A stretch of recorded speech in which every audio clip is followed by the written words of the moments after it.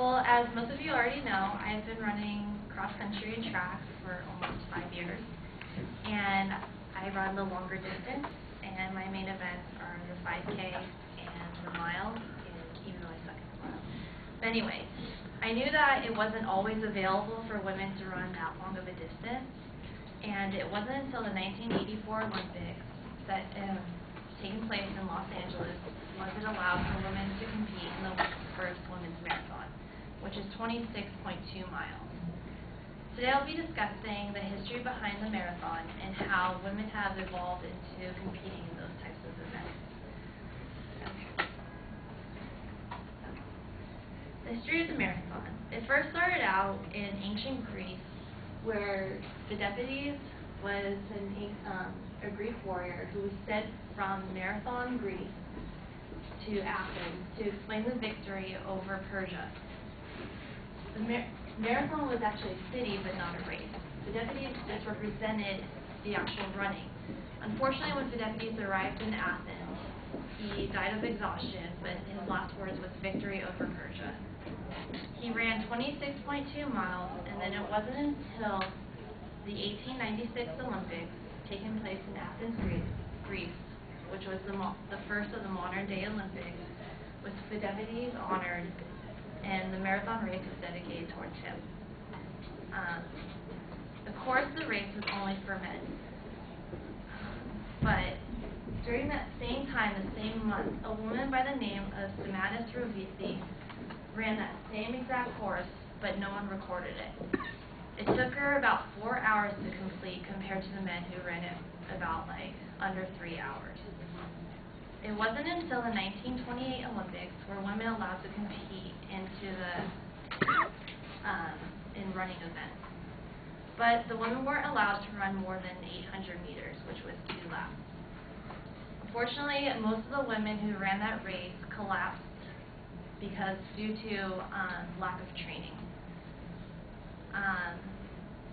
For women to run that much of a distance, it wasn't until the 1970s that more women showed up running marathons.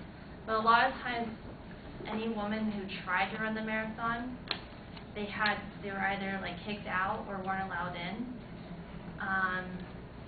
So many women have tried to get the marathon into the Olympics. In the 1980 Olympics, held in Moscow, women were allowed to run 1,500 meters, which is less than a mile. It's only 100 meters less. But it still wasn't enough to prove their point that women can run faster than men, or just as fast, or just as long. Finally, it wasn't until 1984 for the Olympic trials for women to actually compete in the marathon. On May 12, 1984, the time trials were held in Olympia, Washington. There was a total of 209 athletes competing for the top 3 spots.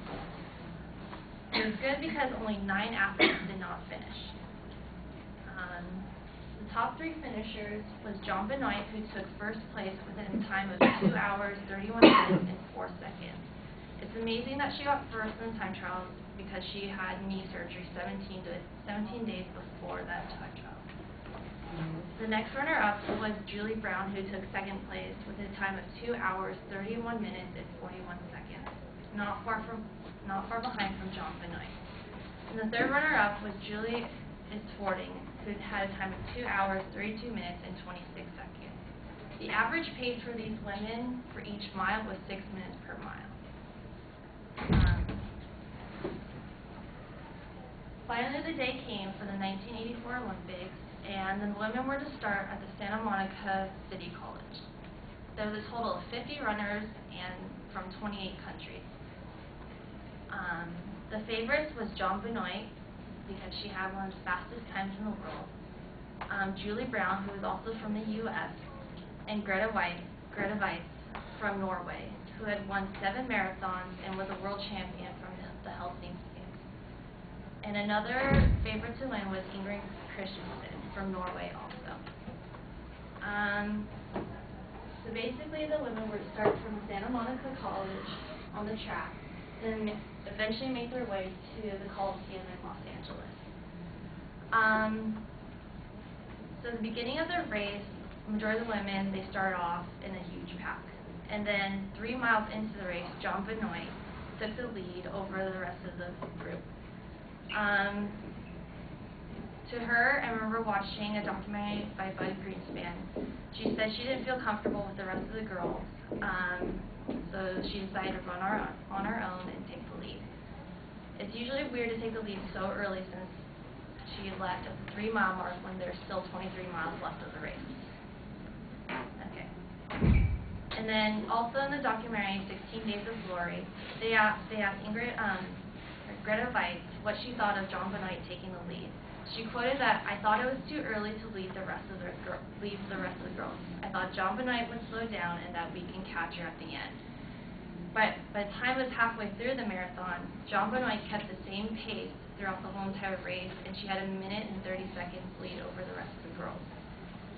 The only thing was Greta Weiss only gained 10 seconds and was never to gain any more time after that. Then,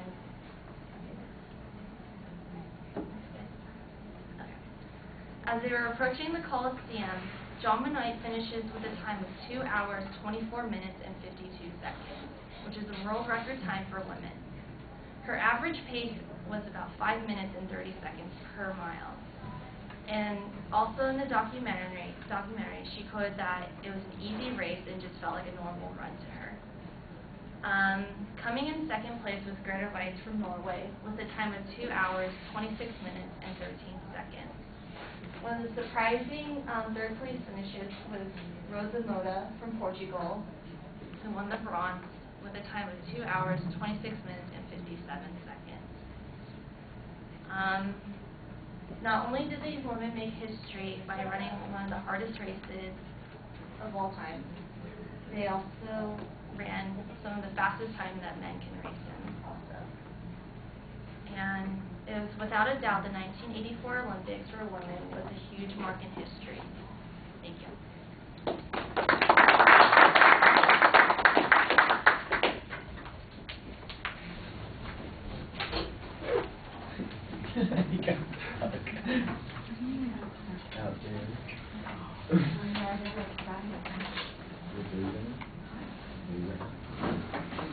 All right, so Andy, what did you think? I think it was really good. There's a lot of history.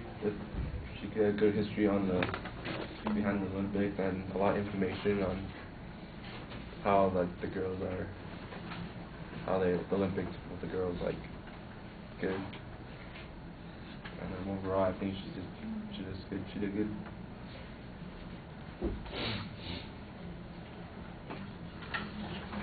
All right. I thought, we talked about this. Personal introductions aren't necessarily important, but since it's something that we knew about you before, using it in this context worked pretty well. The topic is clearly identified. I think your thesis and your preview are basically the same thing, so they get mixed together, and I think it could be a little bit sharper in terms of what your goal is, but where you're going and how you're going to get there, that was fairly clear. I know that you cited the one documentary a couple of times, but other than that, I didn't hear a lot of reference to sources, so I think you want to be more consistent about that. The background information on marathons altogether was fine. I thought you had a couple of interesting things there that worked well. And then when you get to the '84 Olympics and you're talking about that, the story takes over, and we're hearing the story. And the story is interesting and it's compelling, but it sometimes, I think that's really the focus of the speech. And instead of having a presentation that's developing, what the subject matter is, it's, again, telling the story. You need to tell the story, but it does go on for a long time. I'm hearing about the whole race and all the people in it and all the setup for it, and it just got to be a little redundant. I'm going to say it because I'm not an authority on any of these kinds of things, but I tell you what, I've always heard Joan. I've read it that way my whole life. When you say John Benoit, it's throwing me off every time. It's just an interesting pronunciation of that. So I'm not sure that I'm wrong on this.